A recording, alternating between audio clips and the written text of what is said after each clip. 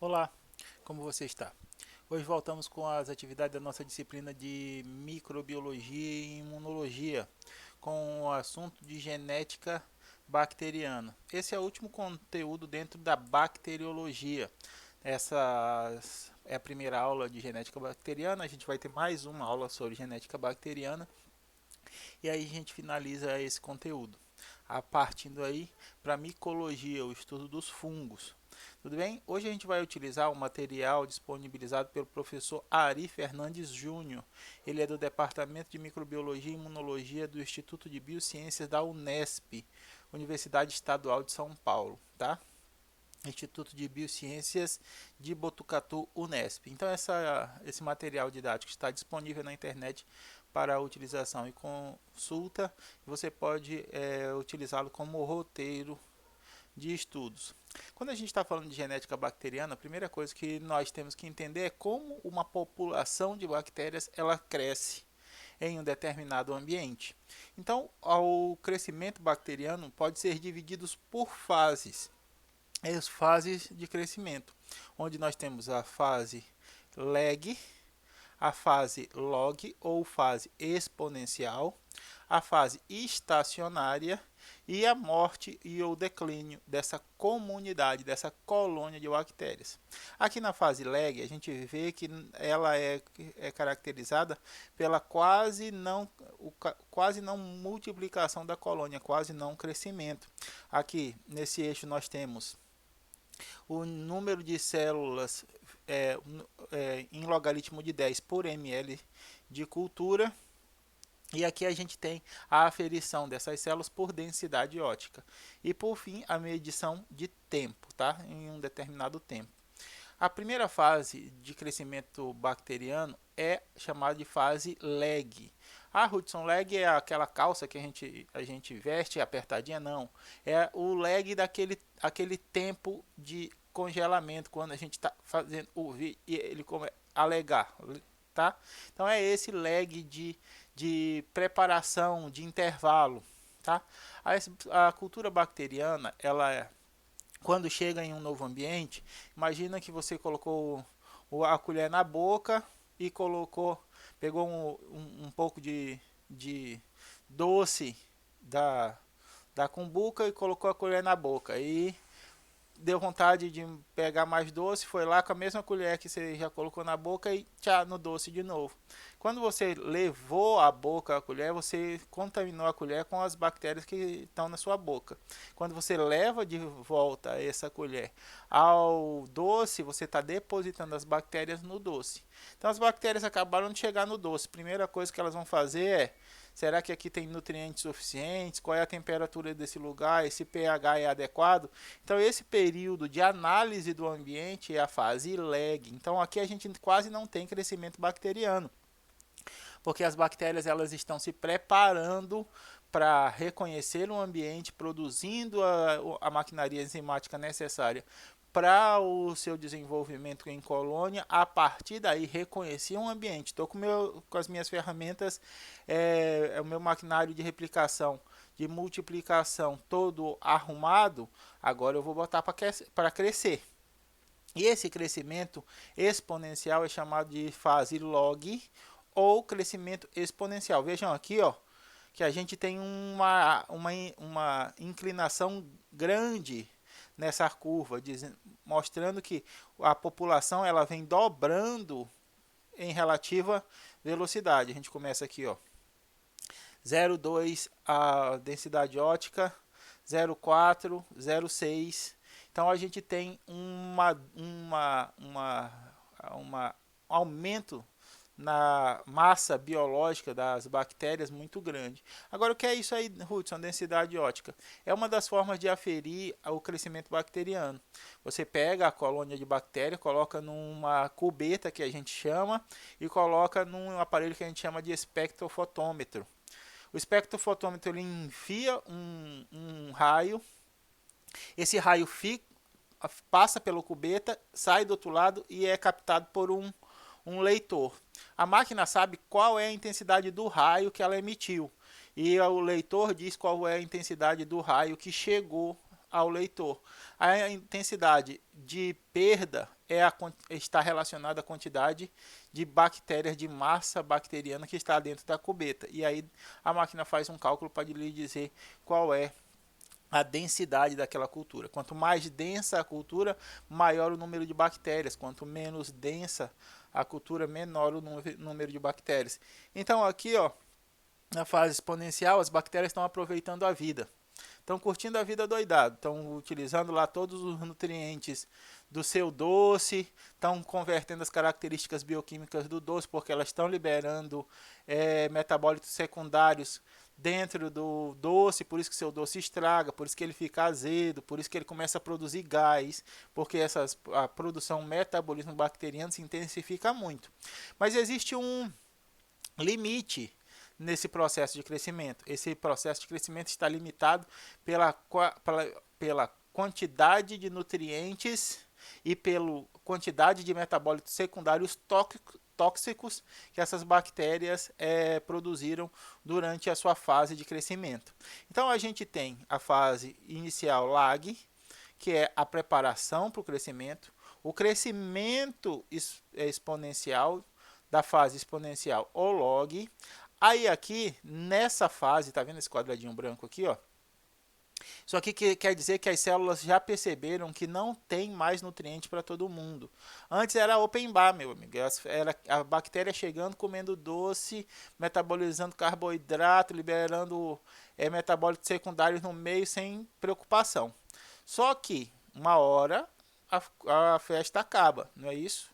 Os nutrientes acabam, a concentração de metabólitos secundários tóxicos aumenta muito no meio, e aí as bactérias não têm mais como crescer. Esse processo, essa região onde a gente tem um platô, uma linha reta, demonstrando que a colônia de bactérias, o cultivo de bactérias não está crescendo mais, é chamado de fase estacionária. Na fase estacionária, a gente tem bactérias morrendo e bactérias se multiplicando na mesma quantidade.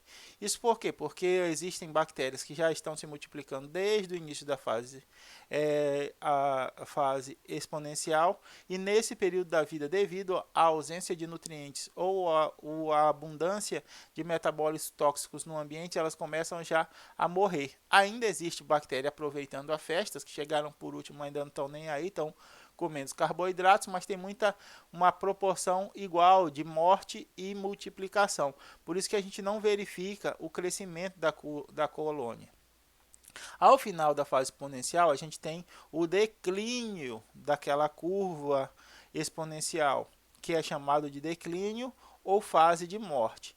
Nesse período aqui, o número de bactérias morrendo é maior do que o número de bactérias se multiplicando. Então nós temos uma queda na população das bactérias, entende? Então aqui a gente vai voltar a níveis menores da população de bactérias que possam ser sustentadas naquele ambiente que é o doce que você deixou em cima da mesa, ou a comida. Muito acontece, eu gosto muito de fazer com doce de cupuaçu. Só que não dá tempo de chegar aqui, doce de cupuaçu na minha casa, não dá tempo de chegar aqui na fase de morte e declínio aqui, não. A gente acaba com ele antes dela alcançar o topo da fase exponencial. Por quê? Porque a gente faz lá o doce de cupuaçu e fala, vai durar 3 dias. Aí toda hora é alguém abrindo a geladeira e colocando, pegando o doce de cupuaçu. Quando as bactérias querem se animar para crescer, já acabou o doce de cupuaçu, então não chegamos à morte ou declínio. Mas se tiver tempo suficiente, as bactérias passam por todas essas 5 fases: lag, exponencial, estacionário, morte, 4, né? Lag, exponencial, estacionário e morte. Essa é a característica, é a curva característica do crescimento das bactérias. Agora, Hudson, qual é essa preparação? Para que haja a multiplicação de uma bactéria, a gente precisa passar por processos moleculares, que é chamado de replicação, quando a molécula de DNA ela é duplicada. Lembra? Para que uma célula se duplique, ela tem que duplicar o seu DNA, duplicar as suas organelas e duplicar a quantidade de citoplasma, para que as células filhas tenham a mesma quantidade desses materiais. Então, replicação é o processo de duplicação do material genético. É muito importante também um processo que é chamado de transcrição. A passagem da informação da molécula de DNA para a molécula de RNA é chamado de transcrição. O DNA ele armazena a informação, enquanto que o RNA é a molécula que transporta essa informação. Nas bactérias, o DNA e o RNA estão esse processo de replicação e de transcrição estão acontecendo no citoplasma celular. A gente não tem uma carioteca, não tem um núcleo para separar esses processos. Né? Então, na replicação, a gente duplica o material genético para que a célula filha possa receber uma cópia do cromossomo da célula mãe. No RNA, a mensagem de DNA é transcrita para RNA, para que essa informação possa ser utilizada. Então a bactéria vai utilizar RNA mensageiro para a produção de bactérias, ela vai utilizar RNA transportador para a produção de bactérias, ela vai utilizar RNA ribossômico para a constituição dos ribossomos. Então todo o mecanismo que é passagem da informação genética da molécula de DNA para a molécula de RNA é chamado de transcrição. E a gente tem o último processo, que é o processo de tradução, quando o RNA mensageiro é alcançado pelo ribossomo a conversão da informação de ácido nucleico para proteína através do acoplamento com os RNAs transportadores, como vocês já sabem. Nas bactérias, transcrição e tradução ocorrem simultaneamente. Conforme o RNA mensageiro ele vai sendo produzido, os ribossomos já se associam ao RNA mensageiro e iniciam a produção da proteína simultaneamente. Então, o RNA mal foi produzido, está em processo de transcrição, enquanto os ribossomos já começaram a tradução. Hudson, esse negócio é muito complicado, mas deu para entender. Quando uma célula precisa se multiplicar, o material genético dela deve ser a primeira coisa que ela vai multiplicar, porque ela tem que transferir material genético para a célula filha e não pode ficar sem material genético. Aí aqui a gente tem esse exemplo, uma célula em multiplicação. Enquanto uma célula filha já está recebendo, está finalizando aqui, ó, o septo, né, que é a invaginação da membrana plasmática para fazer a separação, essa célula aqui já está multiplicando o material genético dela de novo para fazer mais uma divisão. Então o processo é muito dinâmico e o metabolismo dessas bactérias está muito acelerado. Já foi demonstrado que em condições ideais de crescimento, temperatura, pH, as bactérias conseguem duplicar a sua população a cada 30 minutos, entre 30 e 45 minutos. Então, você colocou uma bactéria na comida, daqui a pouco, depois de meia hora, são 2, 4, 6, 4, 8, 16 e assim sucessivamente. Então, você comeu seu doce 8 horas da noite antes de dormir, aquela roubadinha bacana antes de a gente descansar. Deixou o doce lá em cima da mesa e foi dormir. 8 horas da manhã, passaram-se 12 horas. Então o log de crescimento da bactéria é 12 vezes log a potência 10. Então há um crescimento absurdo, por isso que a comida estraga de um dia para o outro, porque o crescimento das bactérias é bastante impressionante. O crescimento das células eucariontes é bem mais lento do que as células bacterianas, porque as células eucariontes precisam duplicar todas as organelas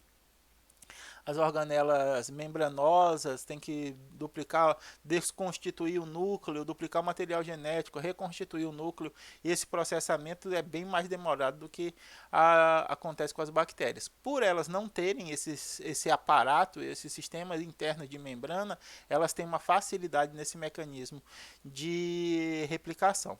Aqui a gente tem um apanhado geral das nossas primeiras aulas, com estruturas externas à membrana e estruturas internas à membrana. A gente sabe que flagelo está relacionado à movimentação. O citoplasma é composto basicamente por água, sais e contém o material genético, os ribossomos e as inclusões. Os ribossomos são de vida livre nas bactérias e são responsáveis pela produção de proteínas. Nós temos o nucleoide, que é o cromossomo bacteriano, cromossomo único circular das bactérias, que está organizado em uma região condensada. Nós temos a membrana plasmática, que é a bicamada lipídica, responsável pela seleção das moléculas que entram e que saem das células. Nós temos a parede celular, nas gram positivas, formadas principalmente por peptidioglicanos, e nas gram-negativas, formado por uma membrana externa e uma fina camada de peptidoglicano. Nós temos a cápsula, que é uma modificação do glicocálice, é a organização dos açúcares associados à membrana externa para escape do sistema imunológico. Temos o plasmídio, que a gente vai falar bastante dele hoje, que é material extracromossomal relacionado a genes de adaptação da bactéria ao meio ambiente. Temos o pili, nesse caso aqui a imagem está... Isso aqui parece mais ser as fímbrias, né? Porque tem um monte delas aqui, ó. Pilha a gente só tem um ou dois e eles são mais prolongados. Então, isso daqui seria melhor, seria mais adequado se aqui tivesse escrito fímbrias. Fímbrias a gente sabe que elas podem ajudar na locomoção, mas a sua função principal é a adesão das bactérias a um determinado substrato. O pili são estruturas mais longas que são responsáveis pela transferência do material genético. Então aqui a gente tem essa organização. Uma coisa que a gente não falou nas aulas anteriores, e eu quero que vocês anotem aí, é essa estrutura aqui, ó, o mesossoma. Tá? O mesossoma, por muito tempo, ele foi considerado um artefato durante os processos de análise microscópica das bactérias. Então, nem todas as bactérias tinham mesossoma. E aí o pessoal fala, por que essa estrutura aqui aparece em algumas bactérias, outras estruturas não aparecem em essa estrutura não aparece em outras bactérias. Aí por muito tempo acreditou-se que isso fosse uma situação derivada da forma de preparação das células para a microscopia. Mas hoje nós verificamos, já sabemos que o mesossoma é uma invaginação da membrana plasmática que contém várias enzimas do processo de respiração da produção de ATP das bactérias. As bactérias não têm mitocôndria, não é isso? Para fazer esse processo, não tem crista interna da mitocôndria. Então elas desenvolveram um mesossoma. Aqui elas acumulam todas as suas enzimas responsáveis pelo processo de respiração, né, a utilização dos carboidratos para a obtenção de energia através da produção de ATP, consumindo oxigênio, liberando gás carbônico e água. Tá? Então, o mesossoma é uma estrutura que a gente pode ver. O DNA das bactérias, a gente viu que é o único cromossomo que é circular, tá? Na maioria das vezes, 99% das vezes é circular. Quando é que um cromossomo é circular? Isso, quando ele não tem pontas, né? Quando ele é um círculo, ele é um anel, assim. Mas vejam aqui, Ruth, isso aqui eu posso dizer que ele é circular? Pode. É um círculo dobrado, é um círculo enovelado. Ah, mas o cromossomo bacteriano tem enovelamento? A gente já falou que tem. Essa historinha de que o cromossomo bacteriano ele está disperso no citoplasma da célula.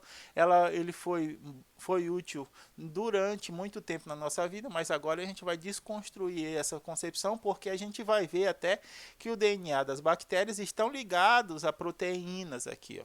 Essa proteína é daquela da família das histonas, Hudson? Não. Bactérias não têm proteínas do tipo histonas. Existem outras proteínas associadas ao seu material genético de outras famílias que não das histonas. E a gente vai falar delas hoje.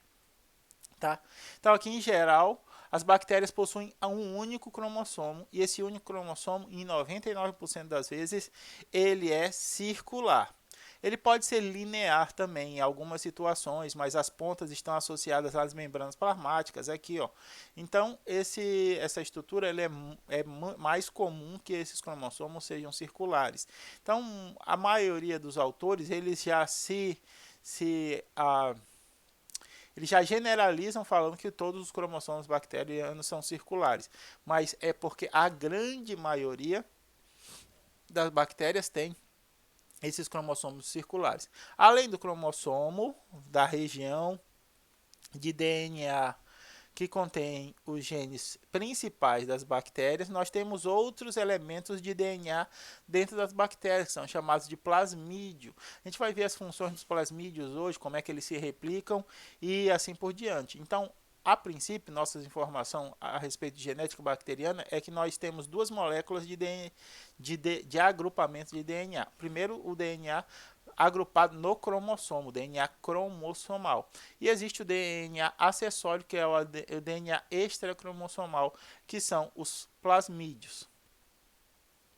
Então, ó, além do cromossomo, pode haver DNA circulares pequenos, independentes chamados de plasmídio. São independentes como, Ruth? Independentes por replicação.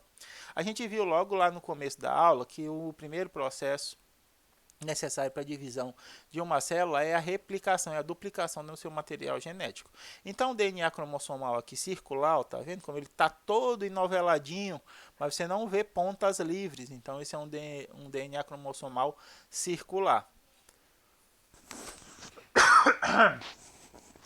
Perdão.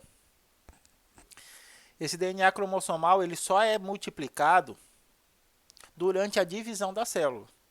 Enquanto que o DNA plasmidial, por ser um DNA extracromossomal, ele tem um mecanismo de replicação independente. A célula pode replicar esse plasmídio aqui, ó, várias vezes, independentemente da replicação do seu cromossomo. Então, a bactéria pode estar fora do processo de divisão celular, mas está replicando as moléculas do seu plasmídio. Ah, Ruth, para que ela quer ter várias cópias desse plasmídio? Olha, quanto mais cópias, mais genes estão sendo utilizados, mais genes estão disponíveis para serem utilizados e maior a abundância do produto daquele gene. Então, se aqui, ó, lembra lá da beta-lactamase? Da enzima que quebra os antibióticos, o que contém anel beta-lactâmico. Imagina que essa bactéria aqui está vivendo a vida dela muito bem no seu organismo, te causando aquela diarreiazinha gostosa, aquela febre marota, e aí você começa a tomar antibiótico. Ela não ela pode ter uma cópia apenas desse plasmídio. Daí o que ela faz? Ela detecta o antibiótico no meio e começa a multiplicar os seus plasmídios. Cada plasmídio contém um gene da beta-lactamase. Então, agora ela tem vários plasmídios e vários genes estão sendo utilizados ao mesmo tempo para a produção de beta-lactamase, o que faz com que a concentração de beta-lactamase no interior da bactéria, pela produção da bactéria, aumente rapidamente, porque agora a gente não tem uma fonte só, o plasmídio, a gente tem várias fontes que estão sendo utilizadas ao mesmo tempo. Beleza, a bactéria sobreviveu, você foi displicente com a utilização dos seus antibióticos, tomou lá 2, 3 dias de antibiótico, parou porque sua febre parou, a sua diarreia parou. E aí o que faz? A bactéria vai continuar com aquele monte de plasmídio lá? Não, porque para manter esses plasmídios ela tem que gastar energia. O que ela faz? Ela diminui a quantidade desses plasmídios no seu citoplasma, mantendo uma única cópia como reserva. Então isso faz com que a bactéria tenha de 1 a dezenas de plasmídios iguais ou diferentes dentro do seu citoplasma. Isso por quê? Porque esse material ele independe da associação com o cromossomo. A gente vai ver que em algumas circunstâncias o DNA plasmidial pode ser acrescido ao DNA cromossomal. Então aqui a gente tem como isso acontece. Existem processos de replicação, de duplicação do material genético. No plasmídio e no cromossomo acontecem da mesma maneira. As bactérias elas têm um DNA muito curtinho, então a gente vai ver aqui bactérias de 5.000, de 8.000 pares de base. O que é isso, Hudson? Pares de base. É o A, T, G, C, T, A. 8.000 nucleotídeos, pares de nucleotídeos. O DNA humano tem 5 bilhões. 5 bilhões, 5 mil, 5 bilhões de bases de ATGC. Então a gente tem uma maquinaria muito mais complexa, mas o processo de entendimento da maquinaria da replicação das células eucariotas só foi possível porque primeiro a gente começou a estudar as bactérias que têm um processo de replicação mais simples, permitiu que a gente entendesse e a partir desse entendimento básico a gente fosse adicionando informação para entender uns mecanismos de replicação das células eucariontes. Vocês já passaram por biologia molecular? Já passaram? Não sei se passaram. Eu tô com perdão.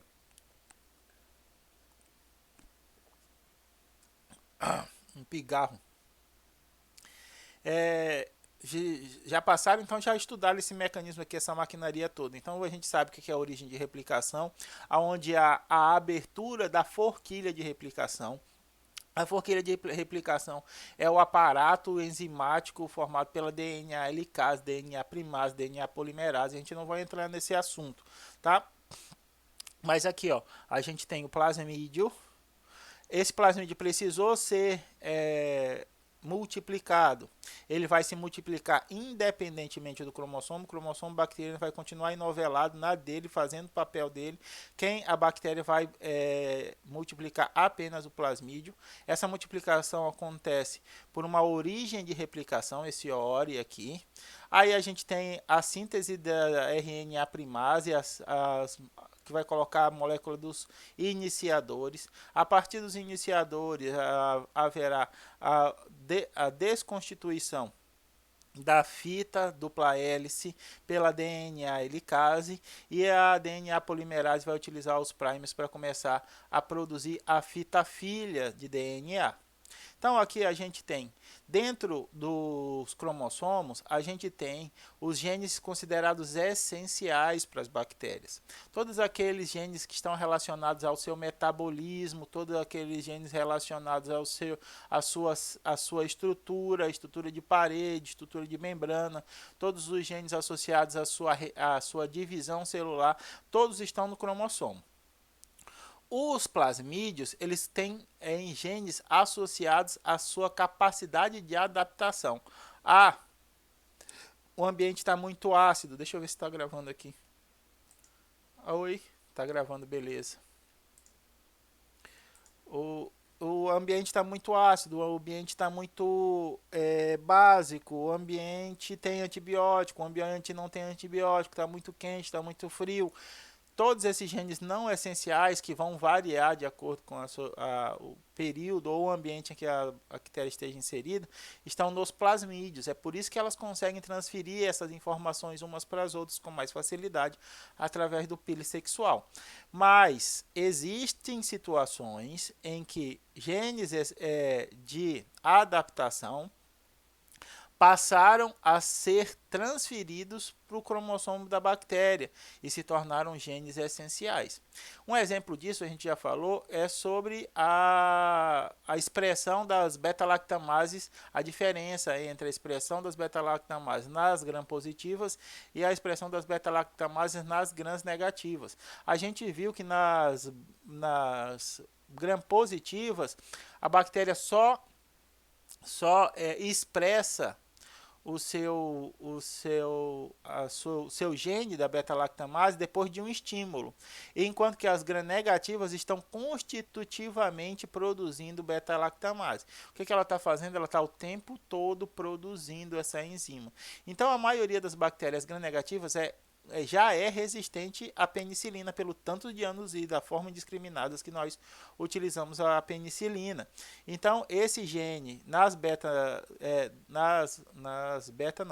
bactérias gram-negativas passou do plasmídio para o DNA. Então, esse gene passou a ser um gene essencial. Então, essas modificações no DNA cromossomal, elas também não são raras. A bactéria ela está transferindo, ela está abrindo mão de uns genes que eram considerados essenciais durante um tempo e depois eles foram descartados e está incorporando outros que ela está usando com mais frequência. Então a troca dessas informações entre o plasmídio e o cromossomo também são bastante comuns. Então aqui a gente tem uma célula, que é a célula mãe, precisa durante o processo de multiplicação duplicar o seu material cromossômico e os seus plasmídios. Esse material genético é dividido entre as células filhas, que é uma divisão por bipartição, e o par de células filhas tem tanto as informações cromossomais quanto os plasmídios. Uma bactéria, como eu falei para vocês, podem ter diferentes plasmídios. Olha aqui o tamanho, ó. Esse é grandão, esse é pequenininho, esse é médio. Então são 3 plasmídios diferentes. Cada plasmídio contém um grupo de genes diferentes. Ruth, como é que essa bactéria conseguiu tantos plasmídios? Porque ela é rolezeira, meu amigo. Ela foi lá e estava no rolezinho. No primeiro rolezinho ela pegou o plasmídio grande. No segundo rolezinho, em outro ambiente, ela pegou um plasmídio pequeno. No terceiro rolezinho ela pegou o plasmídio médio. Então ela tem 3 formações de adaptação dentro do seu citoplasma. Ela precisa utilizar, ela multiplica.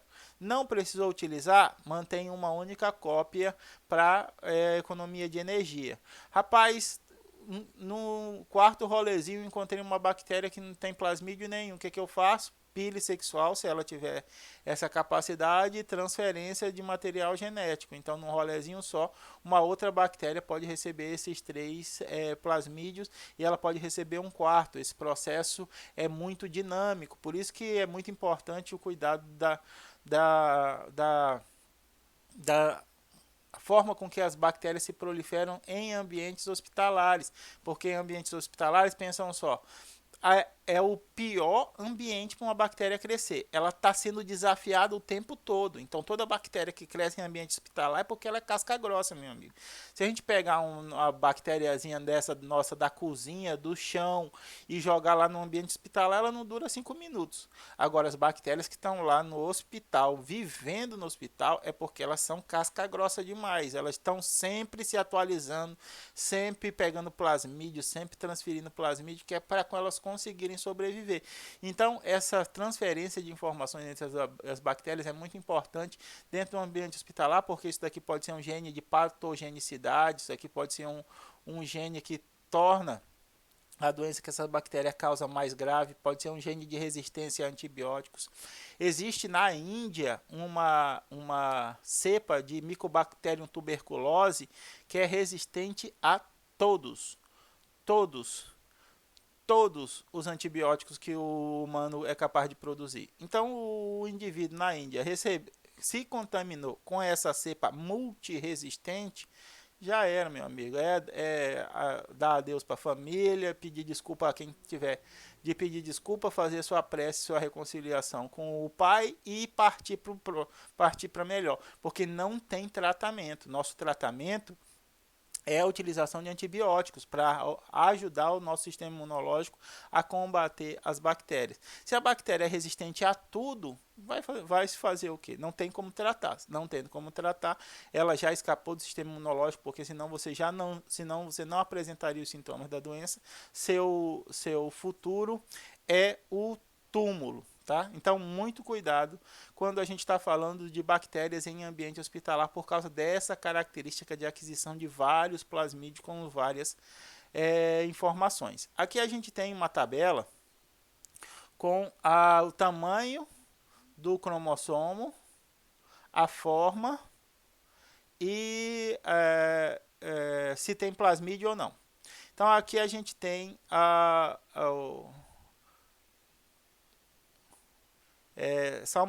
Salmonella coelicolor. O cromossomo dela é linear, tem 8.660 pares de base, ou kilodaltons, kilobases, né? Um único plasmídio linear, ou um único cromossomo linear, um único plasmídio com 356. Veja que o plasmídio é bem menor que o cromossomo, também linear. A gente tem a mesma bactéria com o mesmo plasmídio, mas com mesmo cromossomo, mas contendo 2 plasmídios, um linear e outro circular. São 31 pares de base, é bem pequenininho, suficiente apenas para conter uma determinada informação. Aqui a gente tem várias bactérias para mostrar para vocês, ó, uma, duas, essa aqui é a mesma, então conta só como uma.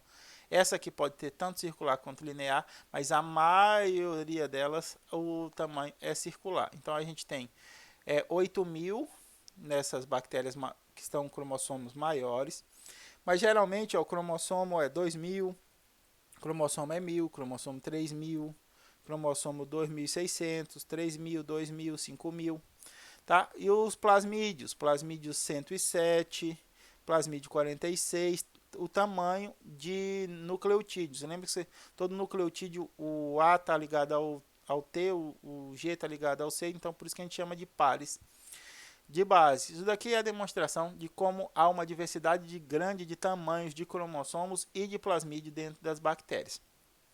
Agora, como é que uma bactéria contendo 8.667 pares de base no seu cromossomo, consegue organizar esse cromossomo dentro da bactéria, Rudes? Se ele tiver totalmente livre, não cabe.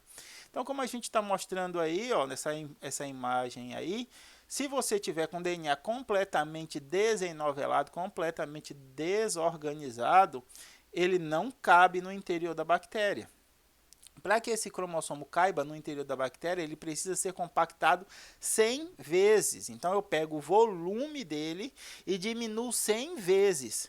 Poxa, Hudson, mas isso daí é considerado ainda descompactado por muita gente, é considerado sem nenhuma organização, para vocês verem. Por quê? Porque as células eucariontes fazem uma compactação de 1 milhão de vezes, não de 100. Entende? Então, quando a gente compara, a gente vê, mas a forma de compactação das células procariontes da bactéria são muito simples. Aí muita gente desconsidera, mas existe sim um nível de organização desse cromossomo. Ao nível de organização desse cromossomo vai levar ao nucleoide. Então, o que acontece? O DNA está compactado, e esse DNA compactado nas bactérias é chamado de nucleoide. Nós sabemos já que o nucleoide é a região rudimentar que vai dar origem ao núcleo nas células eucariontes depois por evolução. Então, o DNA compactado a compactação desse DNA é feita por proteínas que estão associadas ao DNA e estão associadas entre si, formando alças dentro desse material genético. Será que eu pego algum fio aqui para mostrar? Estou com vários fios aqui, mas todos eu estou usando. Estou com medo de mexer aqui e perder o áudio. Lembrem, pessoal, essas proteínas não são da família das histonas, são outras proteínas que nós vamos falar agora. Aqui vem um vídeo para mostrar isso. O DNA precisa ser 1000 vezes, não 100 vezes, Ruth. Só o DNA cromossomal das bactérias precisa ser compactado 1000 vezes. Para isso, é necessária a formação de loops, formação de alças. Então, algumas proteínas se associam ao material genético e depois se associam entre si, aí havendo a formação de alças. Mas essa formação de alças só diminui o volume do DNA em 10 vezes. Ainda é preciso fazer uma compactação muito maior. Essas alças elas passam por interação com outras proteínas e passam por um mecanismo de dobramento, diminuindo ainda mais o volume do material genético. Nessa posição, a gente diz que o DNA bacteriano está super enovelado, e aqui a gente tem a diminuição dele em 1000 vezes. Aqui nós chamamos esse cromossomo de nucleoide. Quer que eu passe de novo? Vou passar. Então imagina lá o seu material genético de 8.667 pares de base relaxadão. Não vai caber no interior da célula. É que nem as suas roupas lá nas suas gavetas, no seu guarda-roupa. Se não tiver dobrado e organizado, não cabe. O que a gente faz? A gente dobra e organiza. A bactéria faz como? Utiliza proteínas para dobrar o cromossomo. Primeiro produzindo alças. Essa produção de alças diminui o volume desse cromossomo em 10 vezes.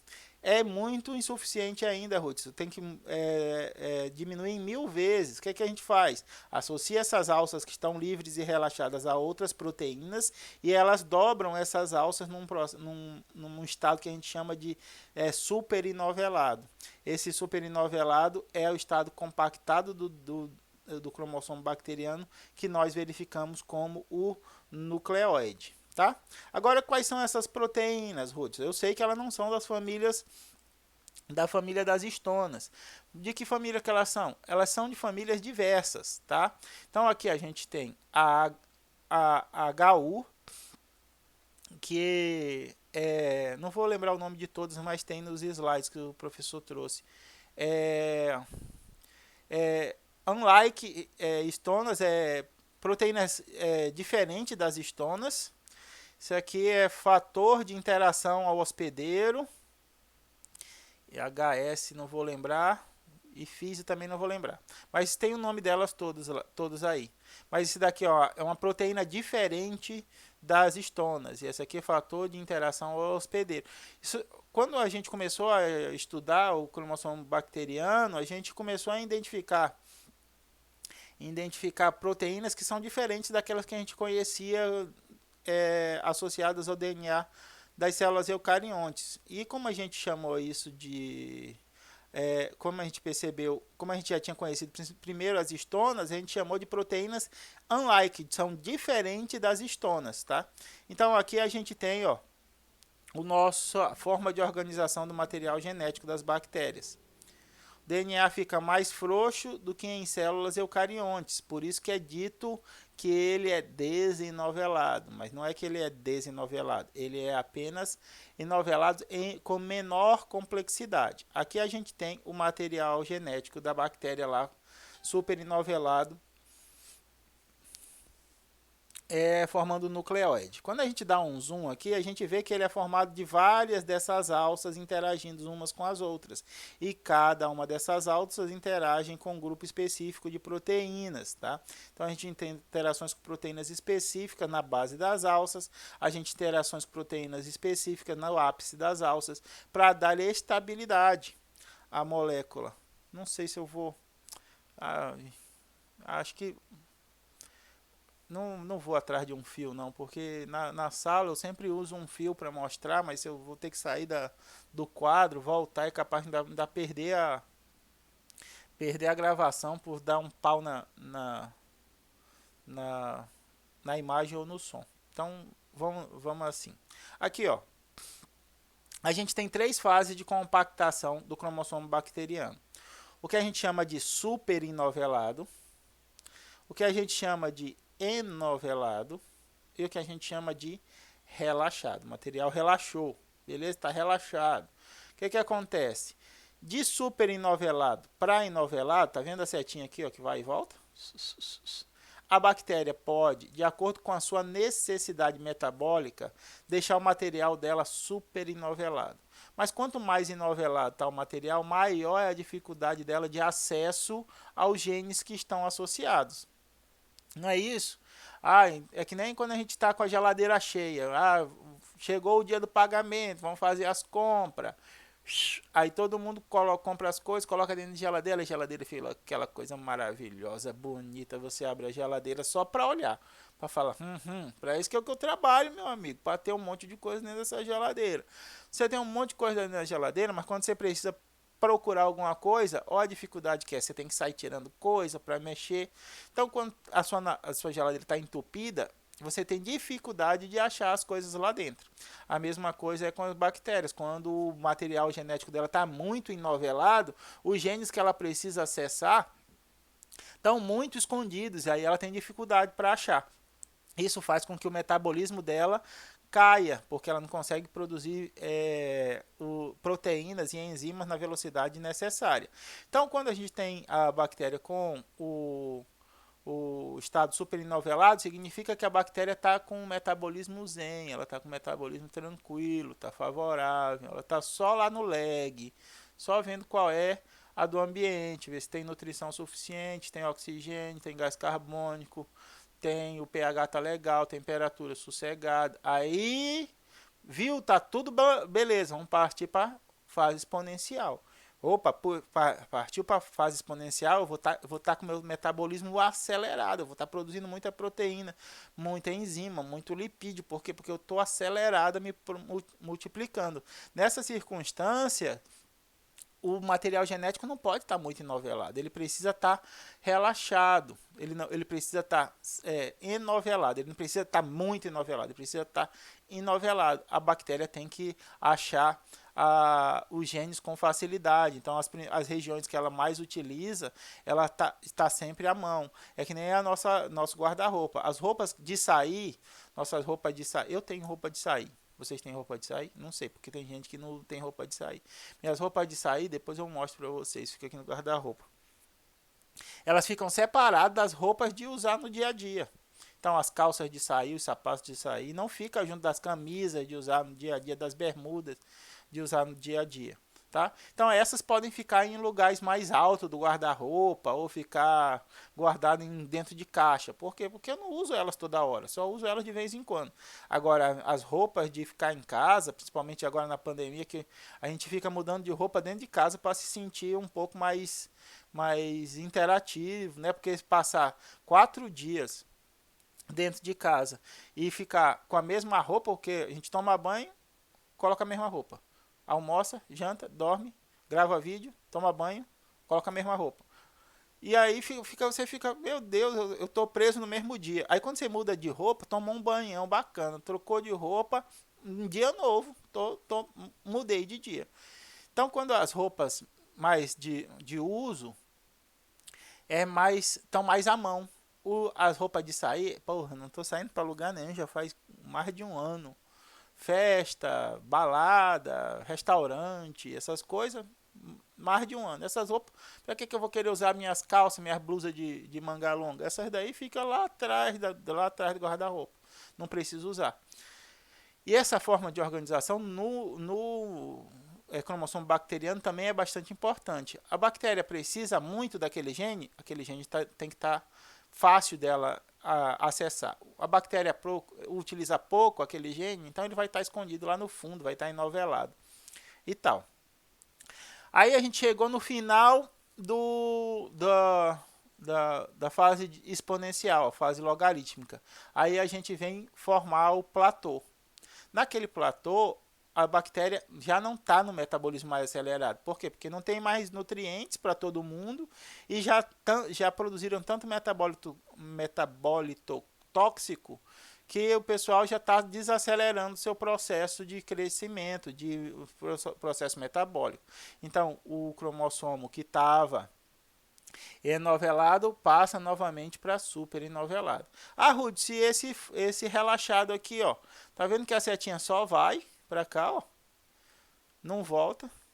Então, quando você está no estado enovelado e passa para o relaxado, é porque a bactéria morreu. Tá vendo aqui, ó, esses pontinhos pretos aqui, ó, são as proteínas associadas ao dobramento do cromossomo das bactérias. Aqui, ó, no relaxado não tem esse pontinho preto. Então a gente chegou lá na fase de declínio. A fase de declínio, as bactérias já começaram a morrer.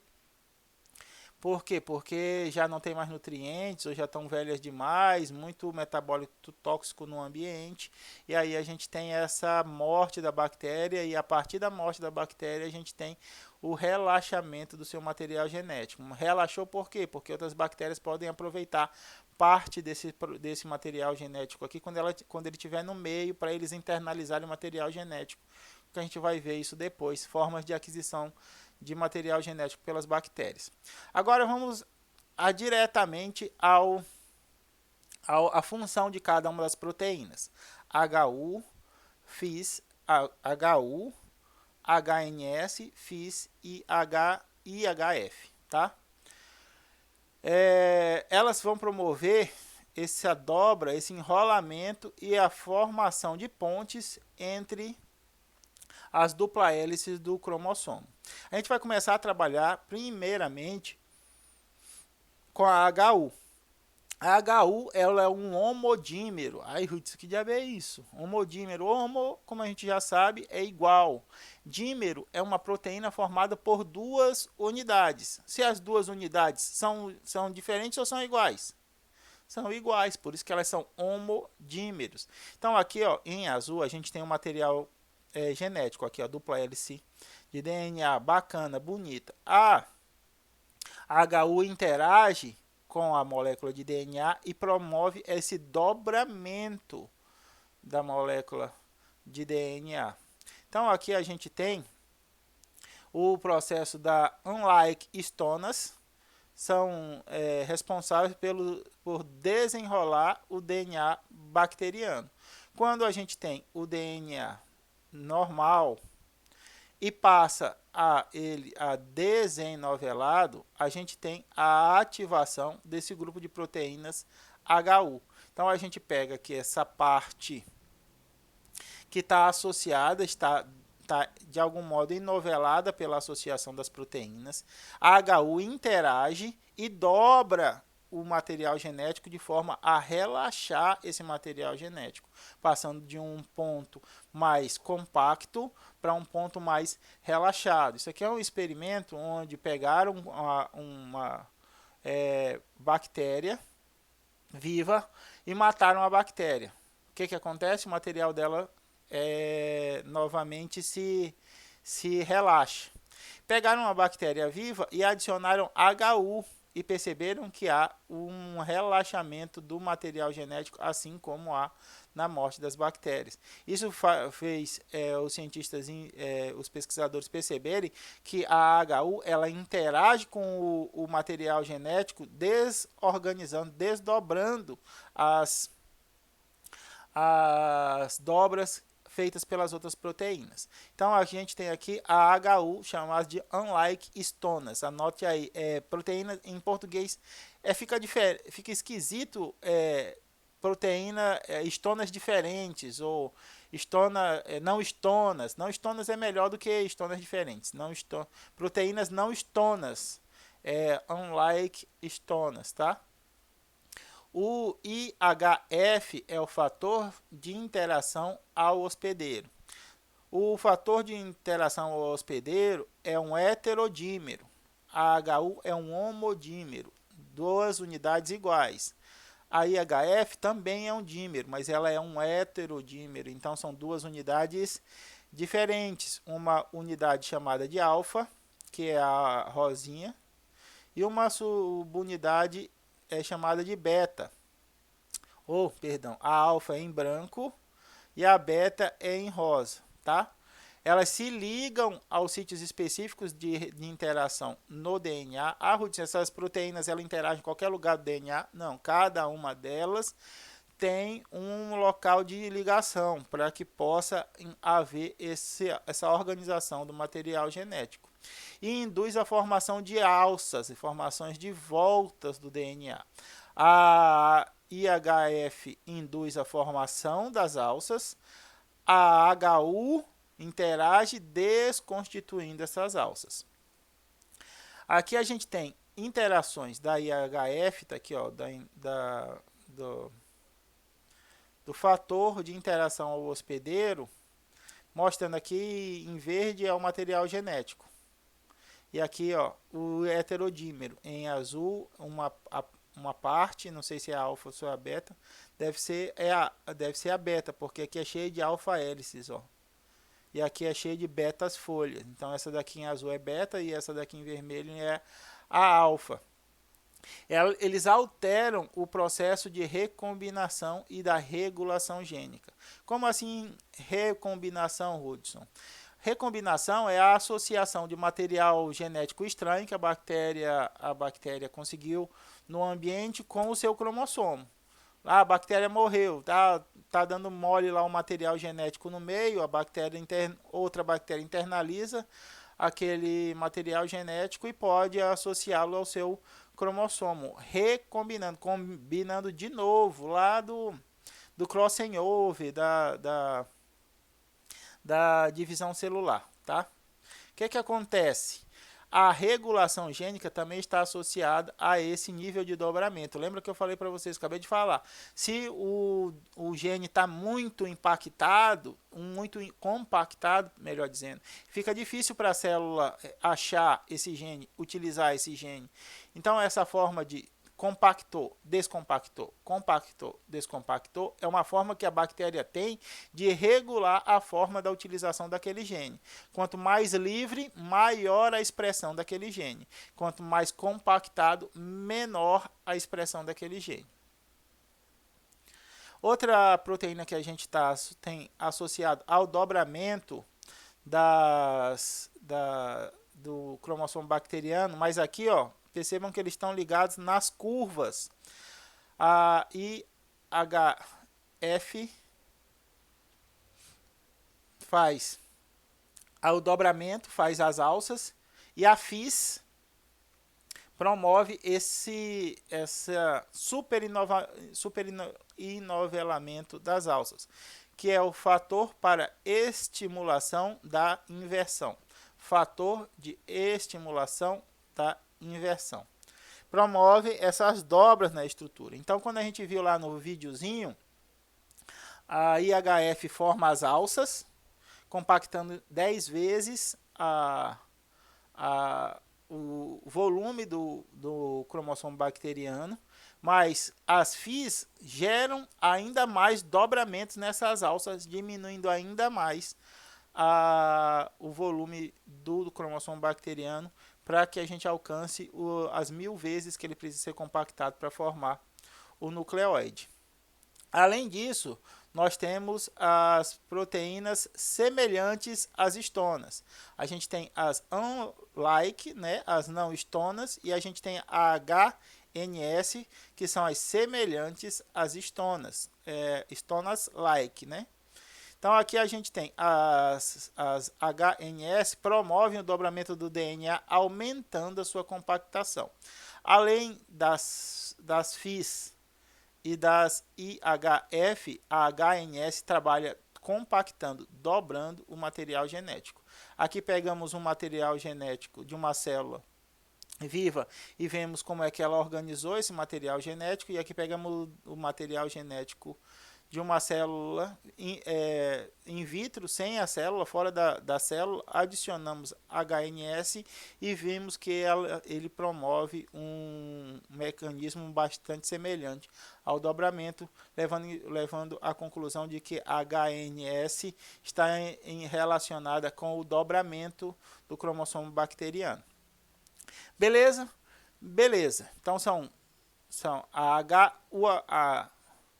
HU promove o relaxamento, a IHF forma as alças, a FIS promove o dobramento das alças e a HNS também promove o dobramento das alças. 4 proteínas do grupo não histonas que estão envolvidas no processo de dobramento do cromossomo bacteriano.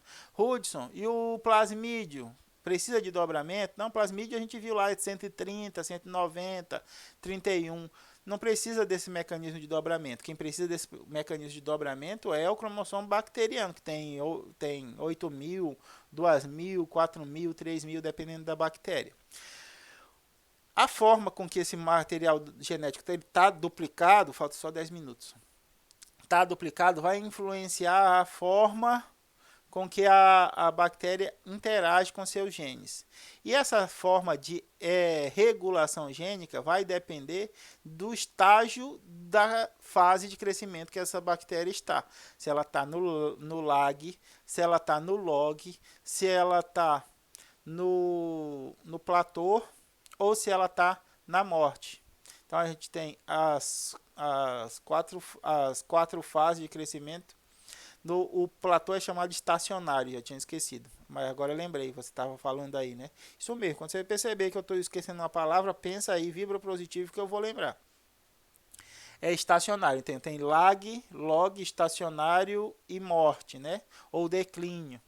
Isso vai depender. E quando a gente está falando de fase do crescimento bacteriano, a gente logo lembra dos mecanismos de replicação do material genético bacteriano, tanto cromossomal quanto do plasmídio. Nas bactérias, a gente viu lá a origem de replicação, a formação do aparato de replicação na forquilha, a produção das fitas filhas. Aqui a gente tem uma imagem mais detalhada para que a gente consiga mostrar isso. A forquilha de replicação é o local onde existe todo o aparato de replicação, a DNA helicase, a DNA primase, a DNA polimerase.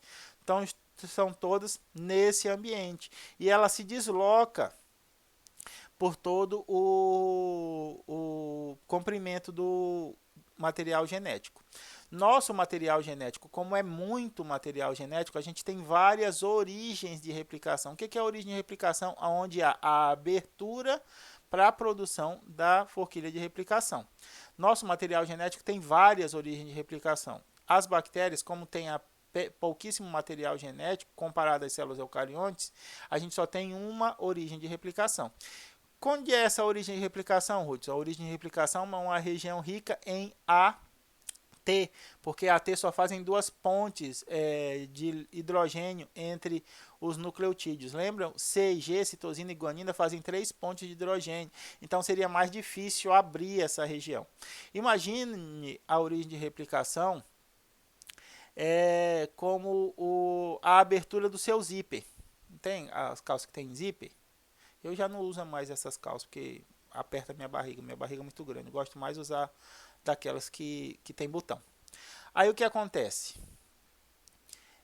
Você levanta o zíper, você está na origem de replicação. E conforme você baixa ou sobe o zíper, você tem a forquilha de replicação, abrindo a fita de DNA ou abrindo o zíper e produzindo a partir dessa abertura uma fita filha a partir da fita molde. Isso daí a gente já viram em biologia molecular.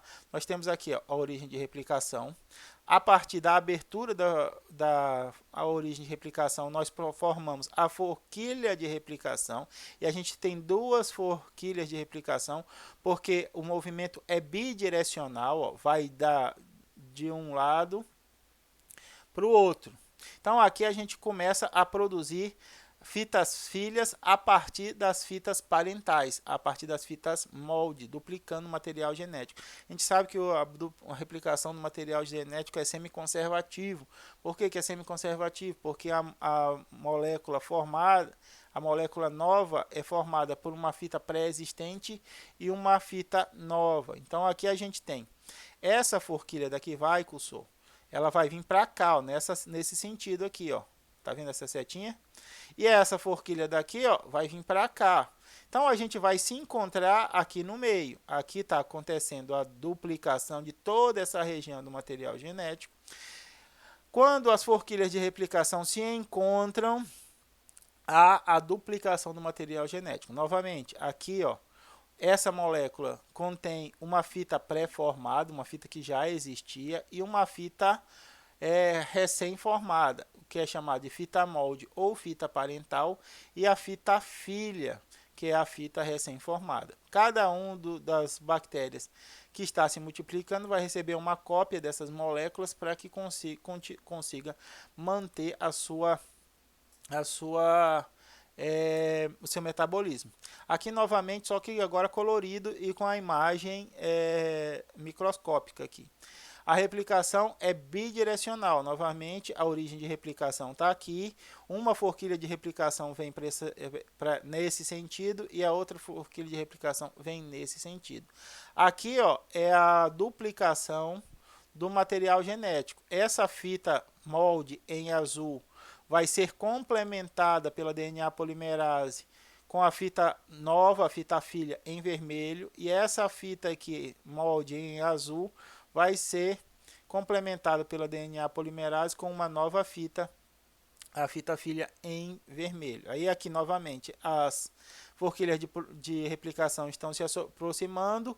Grande parte da fita molde ou da fita parental já foi duplicada com a fita filha, e quando as forquilhas se encontram, a desassociação do maquinário de replicação e a liberação de duas moléculas de DNA, podendo ser cromossomos ou plasmídeos. Aqui a gente tem, ó, a origem de replicação. Aqui dá para ver por que chama de forquilha. Tá vendo aqui, ó, parece um negócio de uma baladeira, parece esse Y. quando eu era menina, a gente brincava muito de caçar passarinho, matar rolinha para fazer assada. O que a gente fazia? Procurava nas árvores forquilhas para fazer as baladeiras. E tinha que ser bem retinha. Então aqui ó, a gente chama de forquilha de replicação por causa dessa estrutura aqui, ó, dessa forma de baladeira aqui. Aí aqui tá cheio de proteínas, uma cacetada de proteínas relacionadas à replicação das células. Aqui tá vendo, ó, que tá tudo meio confuso aqui, ó, porque esse material novo aqui saiu da onde? São a fita filha e a fita molde unidas. Aqui a gente vê a aproximação das forquilhas de replicação e aqui a gente vai ver a liberação das duas moléculas de DNA duplicado. Então aqui a gente tem ó, um processo relacionado à transcrição e à tradução. Ali a gente multiplicou o material genético, dobrou a quantidade de material genético para que ele seja dividido igualmente entre as células filhas. Aqui a gente vai ver que a transcrição, a produção de RNA a partir da molécula de DNA acontece simultaneamente com a tradução, a produção de proteínas a partir do RNA mensageiro. Aqui a gente tem a molécula de RNA. Não, essa fininha aqui é a molécula de DNA. Essas laterais aqui é o RNA. E esses pontinhos aqui, ó, já são os ribossomos associados ao RNA. Então, eu posso produzir RNA ribossômico, posso produzir RNA mensageiro, posso produzir RNA transportador e posso produzir uma quarta molécula de RNA que é chamado de microRNA ou RNA de interferência. Tá? A gente não vai falar dele agora, mas é possível também um quarto aqui. O RNA ribossômico vai compor a estrutura dos ribossomos, como o nome diz. Lembra lá, 28S, 5S, 16S, 18S, são todas sequências de RNA. O ribossomo ele é composto muito mais de RNA do que de proteína, mas a grande parte da organização dos ribossomos é RNA. Se liga às proteínas para formar o ribossomo. Aqui a gente tem a conversão da informação de DNA para RNA mensageiro. Aqui que os ribossomos vão se aderir, formando os poliribossomos, que é isso aqui, ó. Uma molécula de RNA, tá vendo? Cada bolinha dessa daqui, ó, é um ribossomo associado a uma molécula de RNA mensageiro. Tá vendo isso daqui, ó? São as proteínas sendo produzidas a partir da interação do RNA com o RNA do ribossomo, perdão, com o RNA mensageiro. Então, o RNA mensageiro contém informação para a produção das proteínas. E o RNA transportador é aquele camarada que está ligado a um aminoácido. Aqui vocês vão lembrar que existe o anticódon. O códon está no RNA mensageiro, o anticódon é o RNA transportador e na sua extremidade 3' a gente tem a associação de um aminoácido, aqui ó, a bolinha aqui é aminoácido.